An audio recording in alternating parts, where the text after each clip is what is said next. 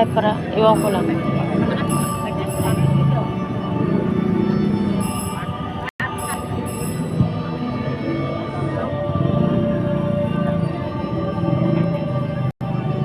Eh, hindi.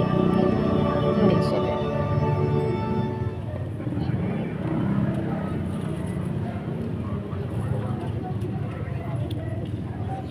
Ang pagtukso kay Jesus. Mula sa ilog Jordan, bumalik si Jesus na puspos ng Espiritu Santo. Dinala siya ng Espiritu sa ilang, at sa loob ng 40 araw ay itinukso siya ng dyablo.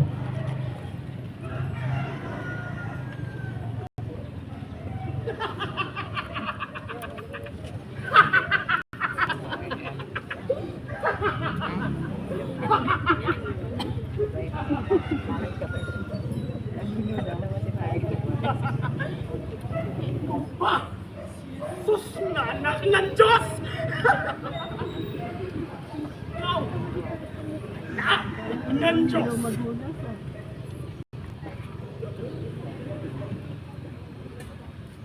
Utos mo!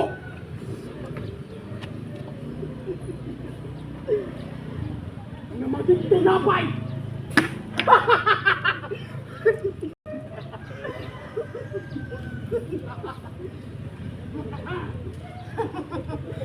Nasusulat, hindi lamang sa tinapay nabubuhay ang tao, kundi sa bawat salitang lumalabas sa bibig ng Diyos.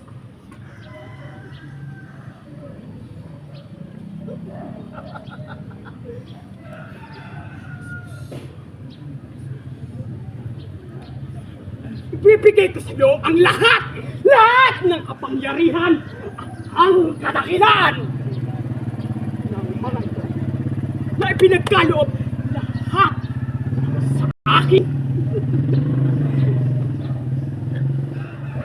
Mari ko ibigay kanino kung man ito.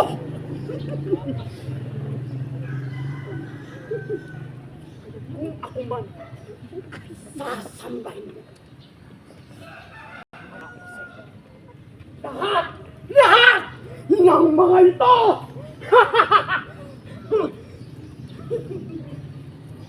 Nasusulat, ang Panginoong Diyos nang ang dapat mong sambahin at siya lamang ang dapat mong paglingkuran. Subukan niya natin ang kakayahan at ang paniniwala mo kung ikaw ang totoong anak ng Diyos. Pakihulog ka dahil nasusulat ang dalawang beses. Ikaw ay ipagpipiling. Sila'y uutusan upang ikaw ay ingatan. Paalalayan ka ng kanilang mga kamay sa mga batoy. Hindi ka nasasaktan.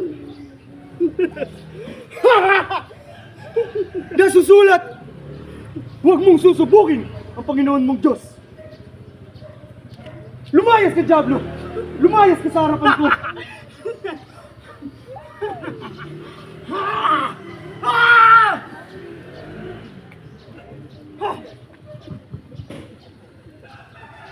Pagninila, o Amang makapangyarihan, kami ay lumalapit sa iyo na may pusong puno ng pagpapakumbaba.